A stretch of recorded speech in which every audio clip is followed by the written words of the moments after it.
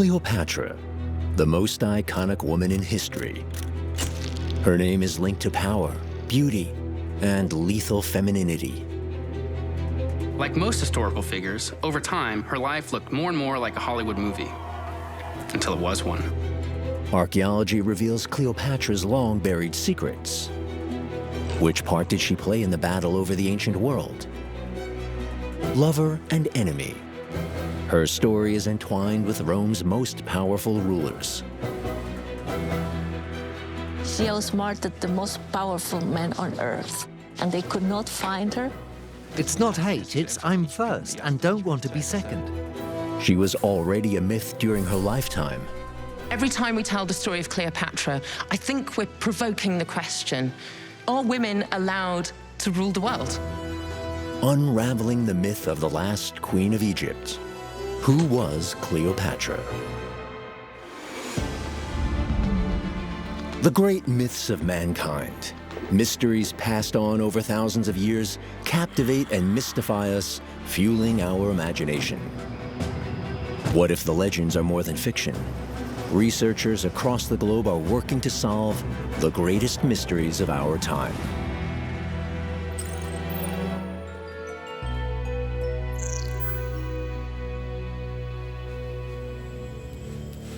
It's August 12th, 30 BC. Cleopatra has lost everything. Imprisoned in her own palace, defeated by her greatest enemy, Rome's future emperor Augustus.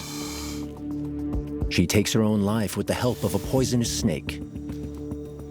This is just one of the many legends surrounding Cleopatra. Which of them are true?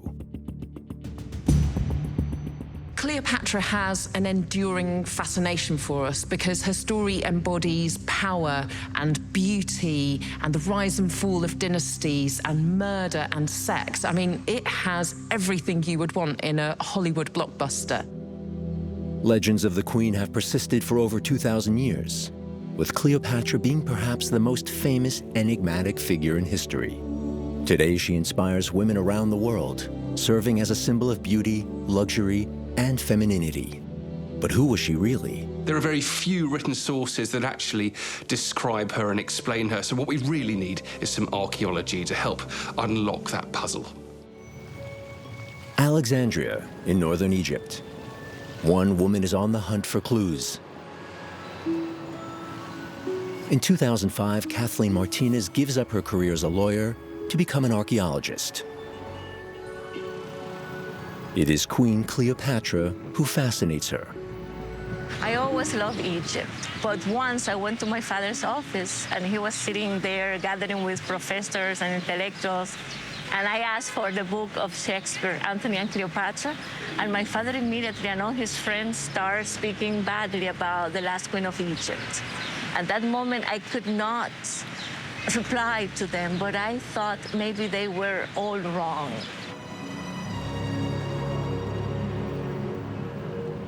The archaeologist is determined to find Cleopatra's tomb.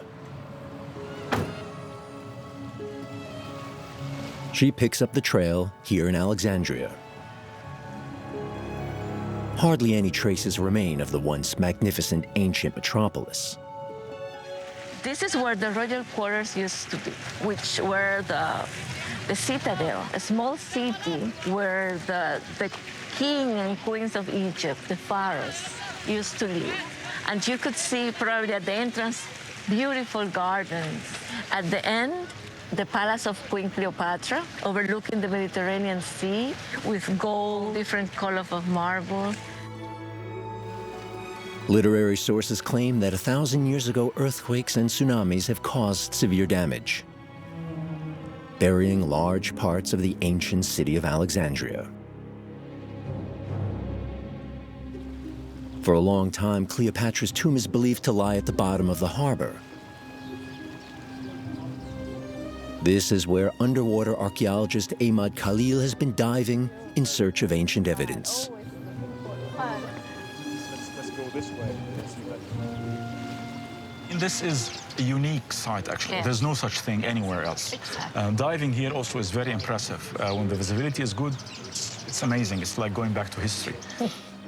For the past 3 decades, archaeologists have been retrieving evidence, 2,000-year-old testimonials of ancient Alexandria. They find over 3,000 pieces belonging to the famous ancient lighthouse Pharos, fragments of statues, obelisks, columns, and foundations which once bore palaces and temples. What was found there are foundations, floors basically. And floors could be related to any building. From studying these foundations, we can date them to the Hellenistic or the Ptolemaic period, the reign of the Ptolemies. The Ptolemies succeeded Alexander the Great. After his death, they take on many Egyptian customs and traditions, crown themselves god-kings, and transform Alexandria into a center of knowledge and progression. From 332 BC, the Ptolemies ruled Egypt for over 300 years. Cleopatra was the last of the dynasty. No tomb of a member of the Ptolemies has ever been found. But could Cleopatra's tomb be in Alexandria? It seems that she was buried somewhere around where she lived, around the royal quarters, could be. But there's no concrete evidence to link the ancient royal quarters to the tomb of Cleopatra. Ancient sources reveal very little. 100 years after Cleopatra's death, the Greco-Roman historian Plutarch writes, And she herself, now that she had a tomb and monument built surpassingly lofty and beautiful, which she had erected near the temple of Isis. Plutarch does not name coordinates, but for Kathleen's search, this passage indeed proves useful. I believe she wanted to die not as a prisoner as she was. She wanted to die as a goddess. And it was a beginning of a religious act that will end up with her being buried in a temple. But where? Scenes on Egyptian temple walls suggest that Cleopatra mirrored herself as goddess Isis. To ancient Egyptians, Isis was the supreme female deity. She was the protector and the mother, and a magical healer who could resurrect the dead. Cleopatra wanted to be the queen mother of Egypt.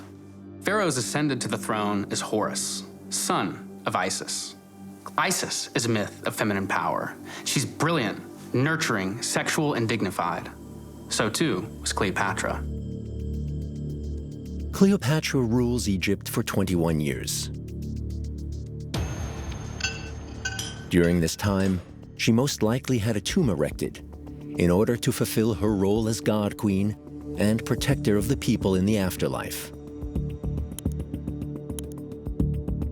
She collected there the most valuable of the royal treasures: gold, silver, emeralds, pearls, ebony, ivory, and cinnamon. Those are the words of Plutarch. Kathleen means to find those treasures, along with Cleopatra's mummy. After studying ancient texts, Kathleen investigates 21 possible burial sites outside Alexandria. In one of them, she strikes gold. Barely 50 kilometers from Alexandria lies Taposiris Magna. And this is my office. Taposiris Magna stands for the Great Tomb of Osiris. Back in the 18th century, even Napoleon is said to have excavated here. But apart from the foundation walls, he found nothing. In 2005, Kathleen Martinez starts the dig and finds some small tablets in Greek script. In the moment, we were able to discover the foundation plates, and the foundation plates refer who built this temple and which year, and the dedication to the temple to Isis. Everything changed here. And even everything that has been written before us was wrong. Digging within the walls of Taposiris Magna, Kathleen unearths what appears to be the hallmarks of a temple of goddess Isis. And in the rubble of this shrine, archaeologists find over 200 bronze coins. Many of them bear Cleopatra's image. Kathleen also finds the head of a small Cleopatra statue, another tantalizing link to the last queen of Egypt. If she would have the opportunity to choose a place to be buried, I believe she would choose Taposiris Magna. I am convinced this temple was the most important religious temple for goddess Isis in the north of Egypt. And Cleopatra was the human representation of goddess Isis. Kathleen is convinced the living Isis once chose to be buried beneath an Isis temple. Archaeology is a science, and science is based on facts, but I hugely admire anyone who has a new theory, who seeks to find new facts. I actually very much hope that Kathleen Martinez is right. And if she's right, it would be a discovery as great as the finding of Tutankhamun's tomb. The discovery of her tomb could also unravel further myths on Cleopatra, passed on by the Greco-Roman writers. She was so lustful that she often offered herself as a prostitute, so beautiful that many bought one of her nights with death. The image of the seducing beauty has been handed down through centuries. Like most historical figures, over time, her life looked more and more like a Hollywood movie, until it was one. In 1963, Elizabeth Taylor plays Cleopatra. It becomes a worldwide hit. She embodies a woman who uses her sexuality to seduce Rome's most powerful men. A myth that emerged due to Cleopatra's encounter with Julius Caesar in 48 BC. It all started with Cleopatra's brother and co-regent claiming the throne. Egypt descends into civil war. Rome's troops, led by Julius Caesar, occupy Alexandria, attempting to restore order to the Egyptian throne. In the dead of night, the young queen smuggles herself into Caesar's chambers, hoping to gain favor. This is the story recounted by Roman historians. What specifically happened that night remains unwritten. What we do know is Caesar reinstates Cleopatra as queen at the side of her second, younger brother. The relationship between Cleopatra and Caesar is very much mutually beneficial. So on the one hand, Cleopatra gets to secure her kingdom. Roman soldiers, Roman security keeps Egypt safe. And in return, Caesar gets ships, he gets grain, and that allows him to finance his wars and his continued conquests. Allies become lovers. Cleopatra not only retrieves her throne, she becomes pregnant with Caesar's child. Only 1 year after their first encounter, Caesar fathers his only son. Cleopatra has him portrayed on the temple walls of Dendera. His name, Ptolemy Caesar, a name that should leave no doubt that Caesar is the father. For the Romans, this was a scandal, and then Caesar even invites his mistress and their son to Rome. 2 years after their meeting in Alexandria, Caesar brings the Egyptian queen and her son to Rome. She holds court in one of Caesar's villas and seeks to win over Rome's political leaders with festivities. She becomes the talk of the town. According to ancient historians, Cleopatra speaks Greek, Egyptian, and 7 other languages. Her high level of education and eloquence stands out. Being brilliant to look upon and to listen to, with the power to subjugate everyone, even a love-sated man already past his prime.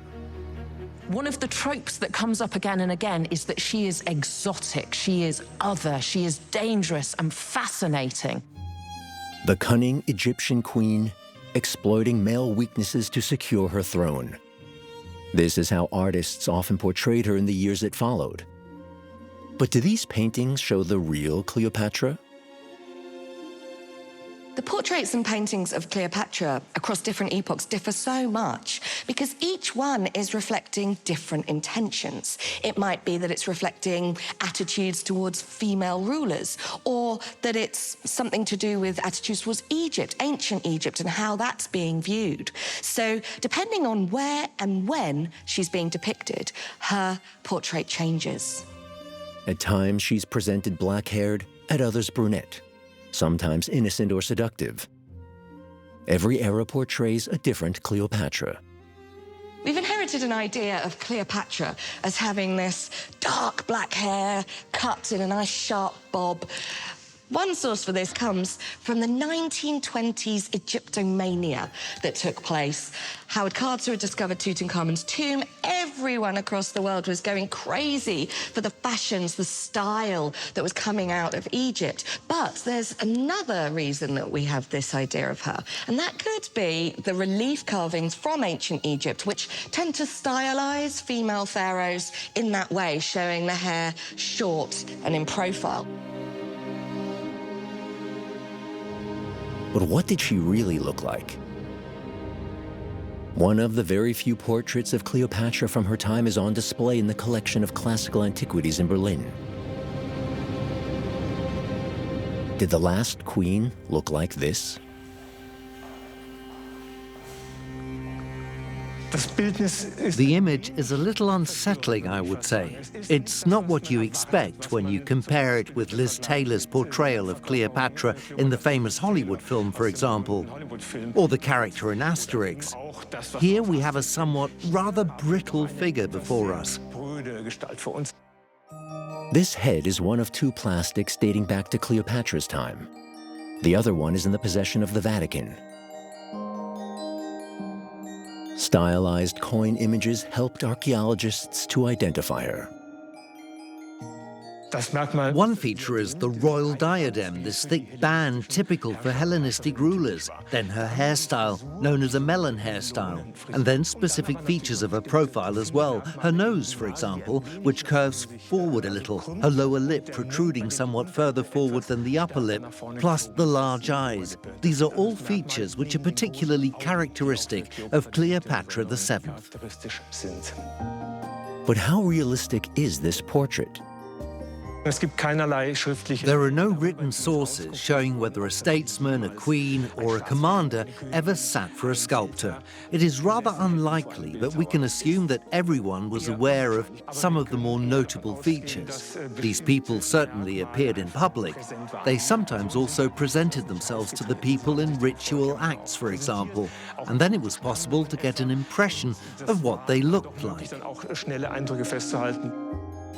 What if the sculptor had never met the legendary queen in person? Could they have created a truthful image of the queen, using only a mere description? What if an experiment could prove this theory? Facial composite artist Liana Bellman is specialized at drawing faces of people working only with a description. She is to draw two facial composites of one person. The first description comes from the model herself. The second, from another person. If the two drawings are alike, it would strengthen the theory that the portrait in Berlin actually resembles Cleopatra.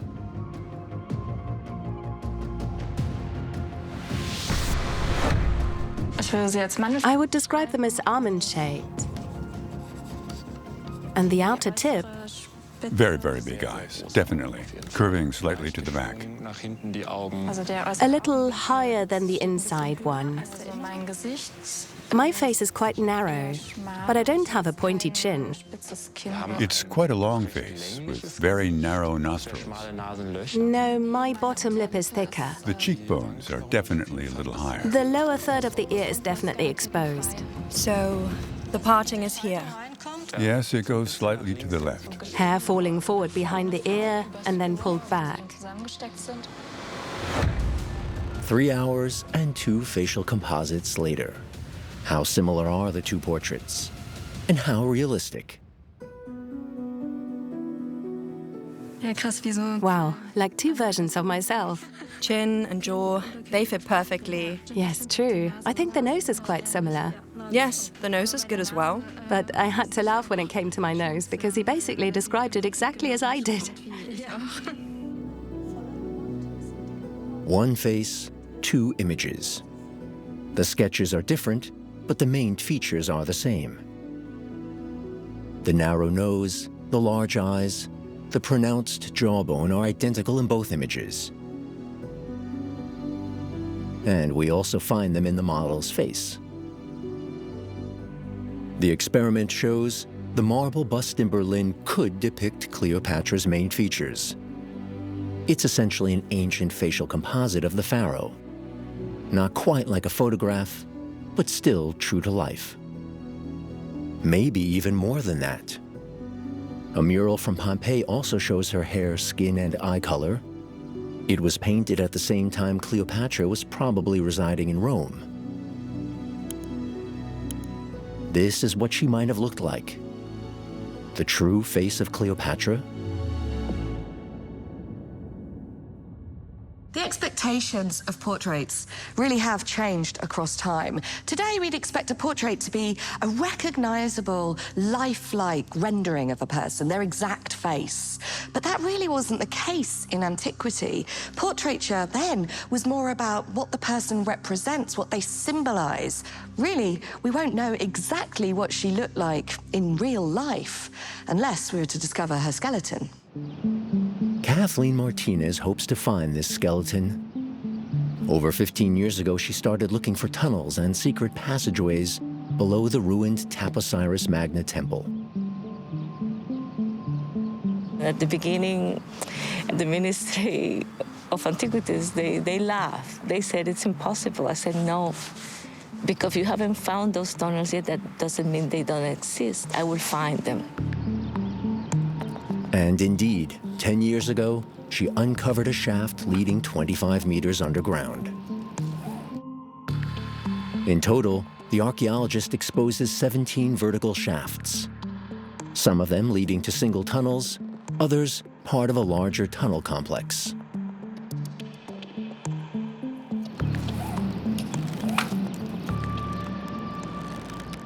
Every time we go down to this tunnel, we can die.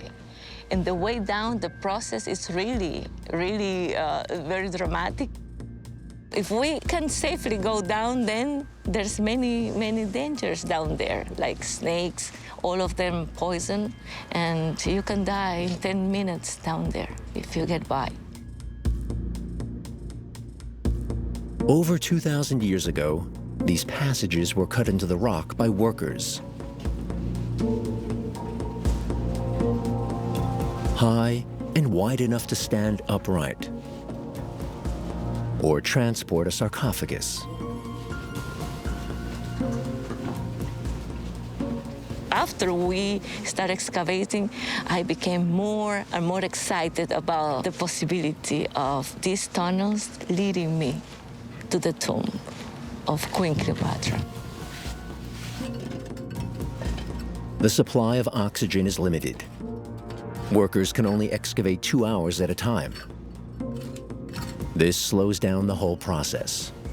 They can only dig 5 meters a day at most. For me, cleaning, excavating has taken 10 years. Imagine what it took to build and make this temple by hand. How many workers they use here? And what was the purpose? The hope of making a big discovery grows with every meter dug.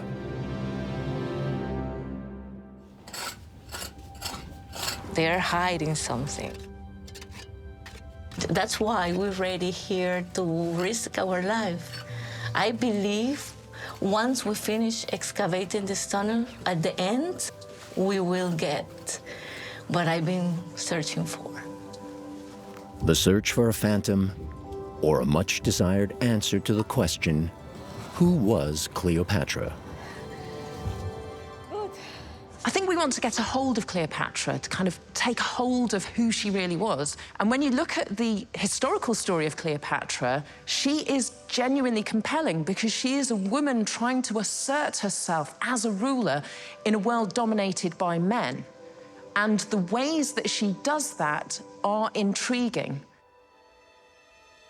Cleopatra, a scandalous beauty from distant Egypt, whom powerful men cannot resist. Was it her political relationship with Rome that shaped her reputation? Rome in 46 BC. Caesar has a temple built to Venus. A golden statue of the goddess Isis inside the temple has Cleopatra's face and shows her naked. Today, only ruins remain to bear witness to the political scandal. We've lost an original image of her that was commissioned by Caesar and made while she was still alive of solid gold. Now, that particular statue made the Roman Senate absolutely furious that the Caesar would lavish that amount of attention and solid gold on Cleopatra. The new museum in Berlin houses a collection of over 60,000 antique documents. Historian Marius Gerhardt is investigating the few remaining written documents from the Roman Empire. Might they reveal Cleopatra's true character? A letter from the powerful Senator Cicero, one of Caesar's adversaries, clearly indicates the impression Cleopatra leaves on the Romans. In this letter, Cicero writes, "Reginam odi, I hate the queen." He is referring to Cleopatra, and he goes on talking in a more general fashion about why that is. Indeed, for many Romans, Cleopatra was a queen who heavily depended on Rome, but ascended to the confidant of the all-powerful Caesar and suddenly acts as if she were the ruler of the Roman Empire. Caesar's relationship with Cleopatra and her stay in Rome suits his opponents. Since his thirst for power has long been a thorn in their side, they finally feel strong enough to put their murderous plot into action. Rome was a republic. The thought of a royal ruler was abhorrent to them. But that's exactly how Caesar presented himself to Rome, with Cleopatra at his side. On March 15th, 44 BC, Caesar is murdered. He is betrayed by his most trusted confidants. A power struggle breaks out in Rome. Cleopatra is no longer safe. She flees the city. So long as the Roman Republic is preoccupied with itself, Cleopatra consolidates her power in Egypt. Her brother, whom Caesar had installed as a pharaoh at Cleopatra's side, dies under mysterious circumstances. It's said that he was poisoned and that Cleopatra herself was behind it because he was the only male relative who could dispute her power. She elevates her 3-year-old son, Caesar's heir, to co-ruler. The god queen, ruling like a man, thus becomes a man-killing seductress, adulteress, and royal whore. This is how Cleopatra will be portrayed by artists after her death.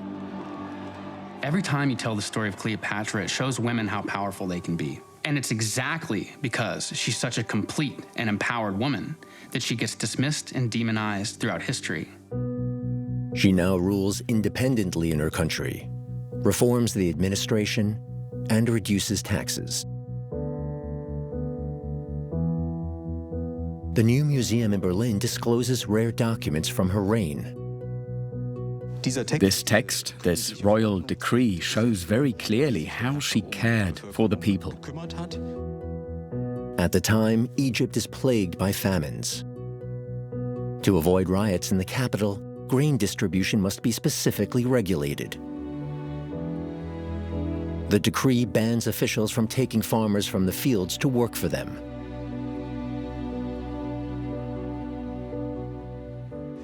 This document, compared with the literary sources on Cleopatra's reign, suggests She was a very rational and level-headed ruler. This document definitely does not portray her as the seductress we see described elsewhere, particularly by Plutarch. Another document exempts a Roman businessman from paying any tax, presumably buying his loyalty. She was obviously trying to form a network to establish connections in Rome.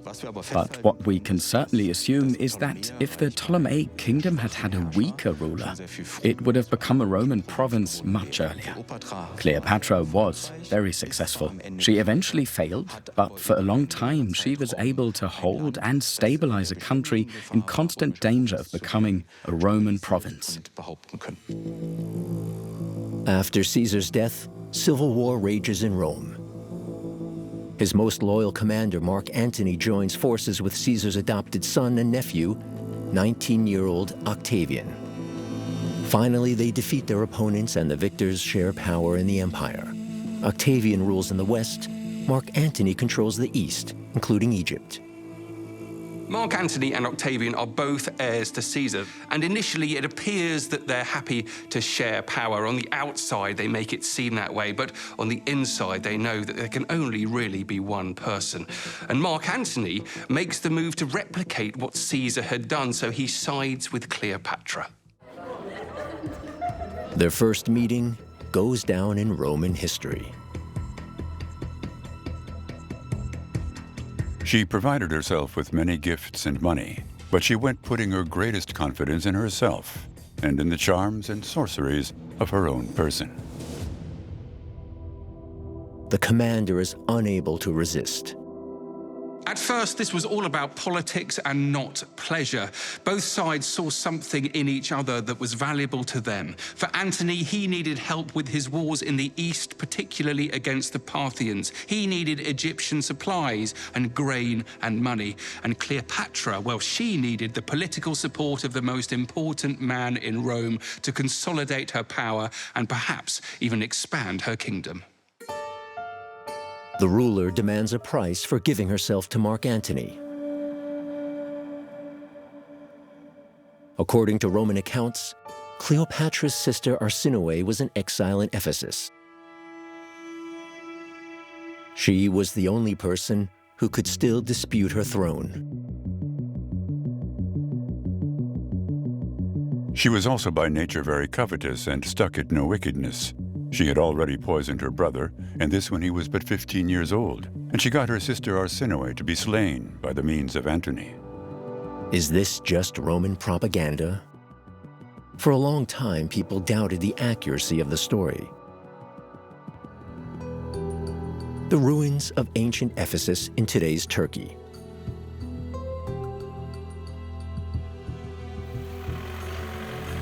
In 1926, archaeologists found an unknown tomb here. Martin Steska leads the current excavation. Being buried within the city is a privilege. One of the longest-standing laws ever prohibits being buried in the city. Being buried here means this is a very important person. There are no inscriptions and no indication of who was buried here. But in 2009, archaeologists managed to scan the remaining 170 stone fragments of the tomb and reconstruct it digitally. The architectural design resembles the middle story of the lighthouse of Alexandria. That means it is very reminiscent of Egyptian architecture.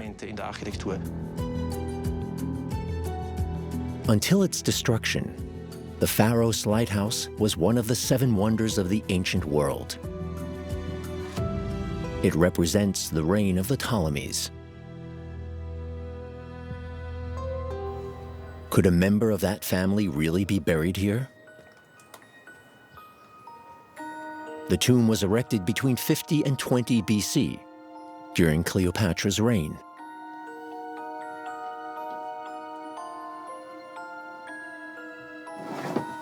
The bones are now stored in the excavation camp's archive. The skeleton is no longer complete. Its skull is missing. But even without the head, the bones reveal valuable information. On the long bones, you can see very clearly that the growth plates are not yet completely closed. This indicates that the person isn't yet an adult. And you can clearly identify a relatively wide birth canal. This indicates that the skeleton belongs to a woman. The bones, their age, and the place of their discovery lead Martin Steskal to an inevitable conclusion. Gathering all the evidence, I believe that we can safely assume, it's perhaps 90% likely, that these are the human remains of Cleopatra's sister. This would make these the only remains ever found from a member of the Ptolemies. Do they really belong to Cleopatra's sister, Arsinoe?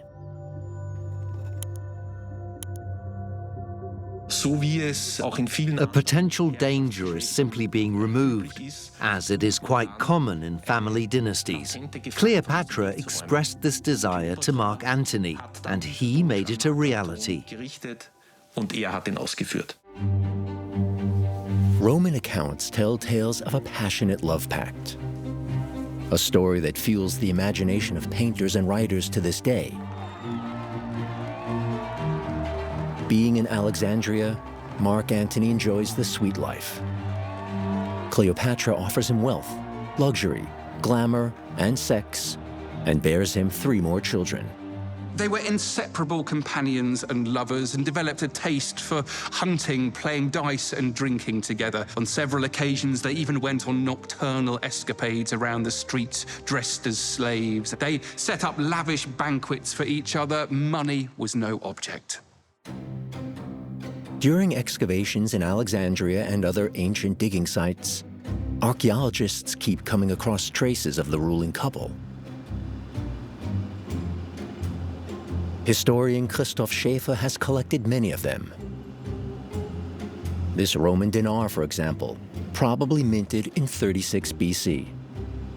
Cleopatra is depicted on one side, Mark Antony on the other, a unique design. The fact that this sort of coin was even minted shows how close the two were. Here, you can see how they link their destinies and see each other as completely reliable partners. Otherwise, this kind of coin would never have been minted. Mark Antony and Cleopatra certainly become partners, proclaiming more than just their love through this coin. Boundaries are being crossed here. It's not unusual to have 2 rulers depicted on one coin, but here you have a Roman general on one side and an Egyptian pharaoh on the other. 2 empires being made into one by a simple coin. According to ancient writings, Mark Antony even transfers huge parts of his dominion to his lover and their children. The Roman provinces of Libya, Crete, Cyprus, extensive lands in Syria and the Arabian Peninsula, and the Levant coast. For 250 years, no member of the Ptolemies had ruled over an empire of this size. The last pharaoh of Egypt is now at the pinnacle of her power. The Egyptians worship Mark Antony and Cleopatra as reincarnations of the gods Isis and Osiris. Looking at Cleopatra's actions, she is acting entirely in the sense of national interest, as a clever ruler. But the Romans were probably not all enthusiastic about the close ties between Antony and Cleopatra. There were concerns that the queen's influence would change Rome. Octavian's chance has come to defeat his adversary Mark Antony and win the battle for Rome. Evidently, Octavian's goal was to rule alone. At this time, he already controlled Italy, and he breached the treaties he had concluded with Antony and, of course, greatly damaged Antony's reputation with his propaganda. Octavian turns the Senate against Mark Antony. Who would not lament at seeing that Antony has now abandoned all his ancestors' habits of life and pays homage to a wench as if she were a We goddess. Romans, lords of the greatest and best portion of the world, should be trodden underfoot by an Egyptian woman? Foul allegations butt from both sides. Antony replies accordingly, a wild mudslinging which ends in civil war. A war which does not last long. In the late summer of 31 BC, a naval battle takes place off the west coast of Greece, which will prove decisive. Octavian faces Mark Antony and Cleopatra with their fleets in the Bay of Actium. With 270 ships against 400, Antony and Cleopatra are outnumbered by Octavian's fleet. The heat and lack of fresh supplies cause an increasing number of soldiers to fall ill and die from hunger and disease. Mark Antony's advisors recommend he give up the fleet, but he chooses differently. The couple flee. This is how artists of past eras have depicted this decisive battle for supremacy of the Roman Empire. The Battle of Actium is very clearly transposed into artistic mediums. What you see are representations of the brave Roman legions fighting on in the face of adversary, while Antony and Cleopatra are fleeing. They are running away. Later, this will be the reason why Mark Antony's legions turn their back on him. Hello, Konstantinos. Nice to see you. How are you? It was from this hill that Octavian is said to have closely watched the battle. He recorded it later in his memoirs. The battle begins at midday. Several thousand soldiers lose their lives, and Mark Antony loses a huge part of his fleet. He flees with Cleopatra back to Egypt. Octavian describes his victory over the world in great detail. But could it have happened differently? Christoph Schäfer has been looking at today's sea currents, which help him understand what really happened in that battle. We have a current from the north to the south, along the coast, a current. The ships are said to have waited for several hours in one formation. But according to Schäfer, this cannot be true. That's not possible. If you have currents, these ships have to maneuver to hold position. Plutarch and Cassius Dio, they're describing land battles and not a sea battle. Mark Antony and Cleopatra break through. They manage to escape to Alexandria and secure the valuable war chest. This is something that Octavian will later conceal. Everything is a propaganda glorifying his victory and trying to present that his victory was a great victory. In reality, it was not a great battle. There is no fleeing. The cowardice and fleeing are just defamation. This is how you discredit an enemy whom you are unable to turn in. As the final touch to his war propaganda, Octavian erects a gigantic monument celebrating his victory and the irreversibly ruined reputation of Mark Antony and Cleopatra. Now they lose the support of their allies. Mark Antony's legions defect to Octavian. The outcome of the Battle of Actium and the way that that's preserved down the centuries shows how powerful propaganda can be. It can bring a kingdom to its knees, but it can also shape legacy. So really, all we have about Cleopatra down to the modern day was formulated as a result of that event. Less than a year after the Battle of Actium, Octavian stands before Alexandria with his army. Mark Antony and Cleopatra are now at his mercy. In despair, Mark Antony falls on his sword. Octavian plans to show off Cleopatra as a trophy in the triumph to Rome. To avoid this humiliation, she also takes her life. If indeed by the bite of a poisonous snake, remains her secret.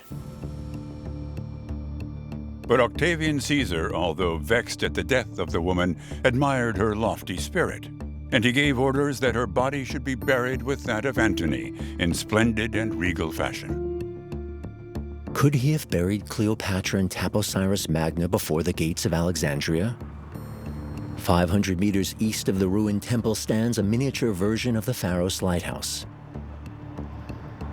Here in 2007, archaeologists found human remains and a huge burial site. A discovery that exceeds all expectations.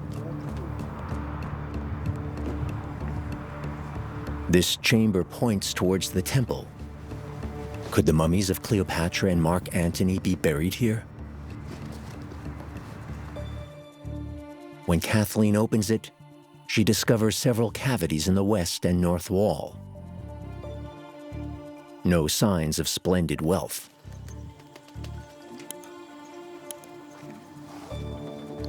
Although looted by robbers, the tomb still reveals some treasures. Human remains which are carefully being excavated. Wow, I find the femur. You found a femur? Yes. It's too fragile, but we can see textile he made. That means that it was a mummy, but Yes. it's very destroyed. So we found remains of mummy. It was a mummy. Sometimes scattered bones. We have discovered still golden tongues. We have discovered amulets. But this is for sure remains of the mummification. Archaeologists rarely find mummies. Why? Not everyone in ancient Egypt was mummified. Mummification is a very time-consuming process. The dead body needs to be dried out. This supposedly stops the decaying process and helps the soul find the body, even in the afterlife. Mummification is a privilege and only reserved for nobility and priests.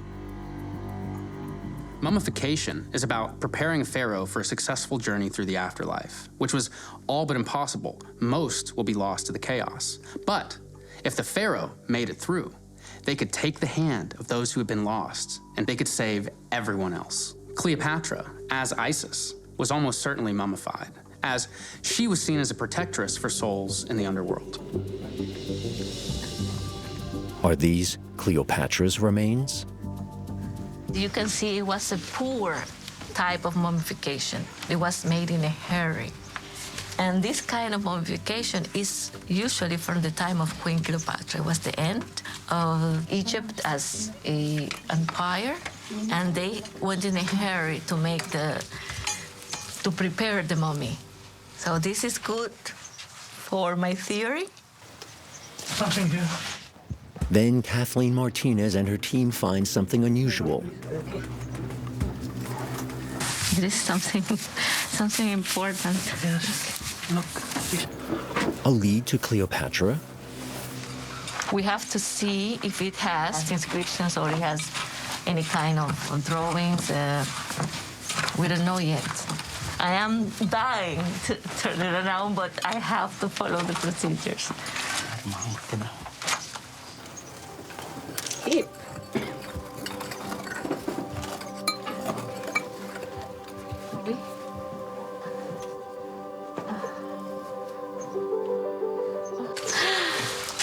Wow!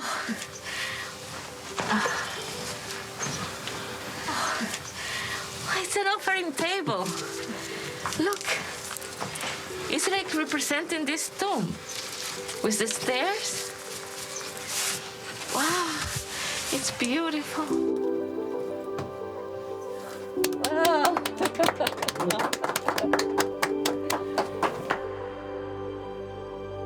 An offering table like this was filled with food and drink to supply the dead in the afterlife. I am the first one in 2,000 years touching this offering table. It's an amazing feeling.